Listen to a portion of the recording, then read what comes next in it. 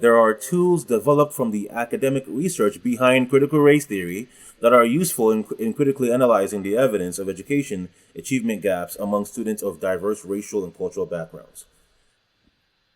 In other words, they're teaching critical race theory.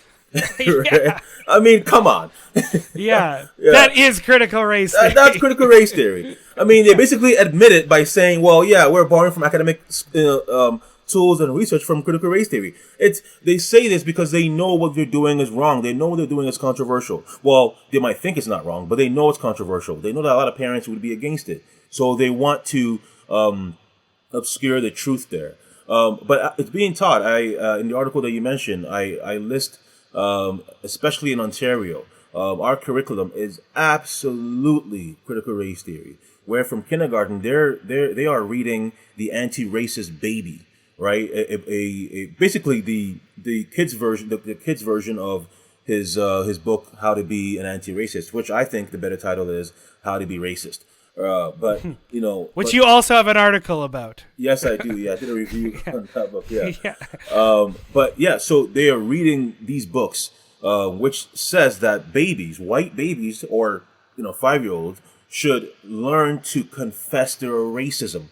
It's in this book, and this is being read to them, and they're being called to repeat those words. They're also recommending white fragility to faculty. They're also teaching some of the author of White Fragility, Robin DiAngelo's words to children as well. It's all within it. I mean, even in our federal government, they have a new anti-racism outreach, which explicitly says they want Canadians to acknowledge and to admit that systemic racism really is an issue in our Canada. Now, I find it fascinating. I know this is not really the point, but I find it fascinating when the government is trying to tell us that, hey guys, our systems are racist.